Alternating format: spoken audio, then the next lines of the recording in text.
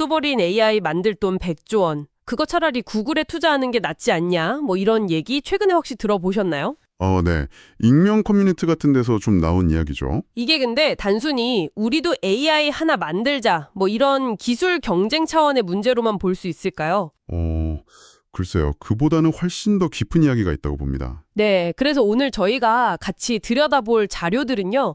왜 이 소버린 AI, 그러니까 자주적인 AI가 대한민국에게 선택이 아니라 필수인지, 특히 산업주권이라는 관점에서 그 이유를 좀 파고들고 있습니다. 네, 맞습니다. 기술 자체의 성능 경쟁, 이걸 넘어서는 문제라는 거죠. 그럼 오늘 이 자료들을 통해서요, 이 소버린 AI 추진이 단순 기술 개발 문제가 아니라 우리 산업 구조나 미래 설계에 왜 꼭 필요한 건지 그 핵심 논거들을 한번 명확하게 짚어보겠습니다. 네.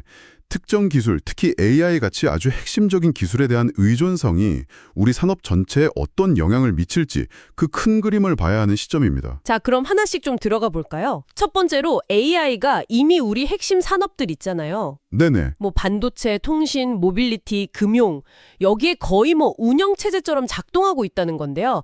자료에서도 그렇게 지적하고 있고요. 그렇죠. 사실상 AI 없이는 이제 돌아가기 어려운 그런 구조가 되어가고 있죠. 이게 정확히 어떤 의미일까요? 좀 더 파고들면요. 여기서 이제 중요한 연결고리가 AI하고 기존 산업 인프라가 서로를 막 치워주는 관계라는 겁니다. 아, 서로 키워준다. 네, AI는 산업 데이터를 통해서 더 똑똑해지고 또 산업은 AI를 통해서 효율성이나 새로운 가능성을 얻게 되고요. 상호작용이군요. 그렇기 때문에 외산 AI 모델을 단순히 가져다 쓰는 수준을 넘어서야 한다는 겁니다. 우리 산업 데이터나 환경에 정말 딱 맞는 AI를 직접 설계하고 또 운용하는 능력, 이게 왜 중요하냐면요. 네. 바로 이 맞춤형 공진화를 이뤄야 하기 때문입니다. 그래야만 이게 반쪽짜리 최적화가 아니라 전체 시스템의 발전을 쭉 이끌 수 있거든요. 아, 그러니까 단순히 소프트웨어만 빌려 쓰는 게 아니라 우리 하드웨어, 우리 산업 환경까지 다 같이 고려해서 최적화할 기회를 잡느냐 마느냐 이런 문제군요. 네, 바로 그 지점입니다. 여기서 이제 산업 설계권이라는 개념이 딱 등장하는 것 같아요. 자료에 나온 비유가 저도 참 인상 깊었는데 자체 LLM, 그러니까 대규모 언어 모델 개발이나 운영을 포기하는 게 네. 우리 다음 세대 산업은 어떻게 만들어야 할까요? 이 질문의 답을 그냥 오픈 AI나 마이크로소프트 같은 해외 기업한테 맡겨버리는 거다. 뭐 이런 이야기더라고요. 그게 핵심을 짚은 비유라고 생각합니다.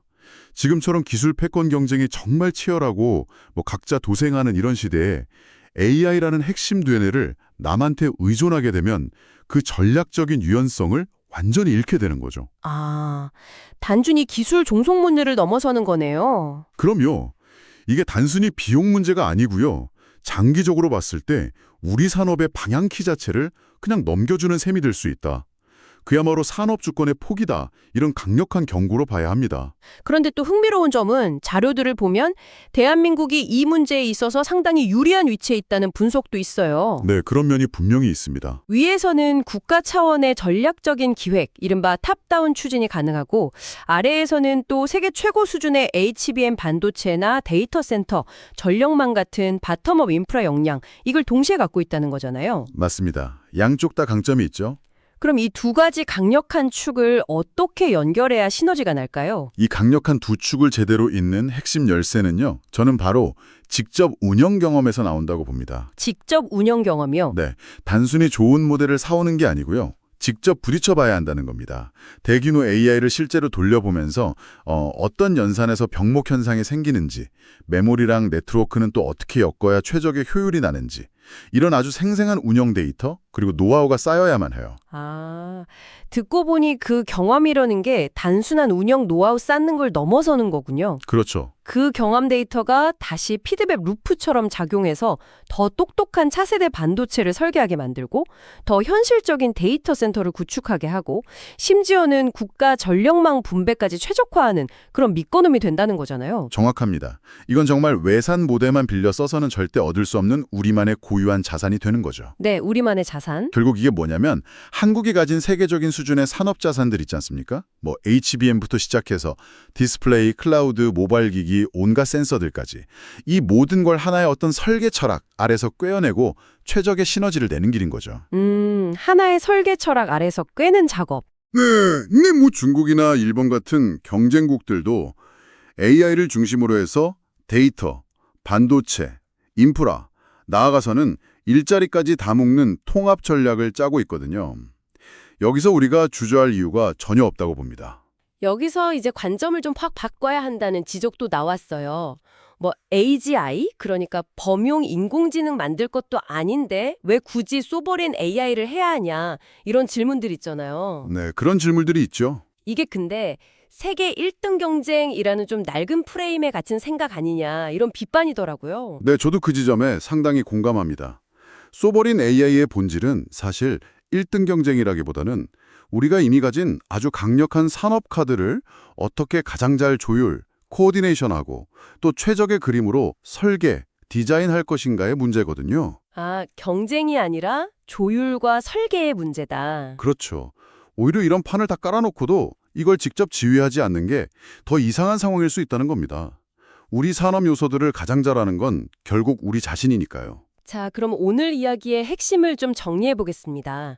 소버린 AI는 우리가 세계 최고 AI를 만들 수 있냐 없냐 이런 기술력 과시 문제가 아니라는 거죠. 네, 그게 아니죠.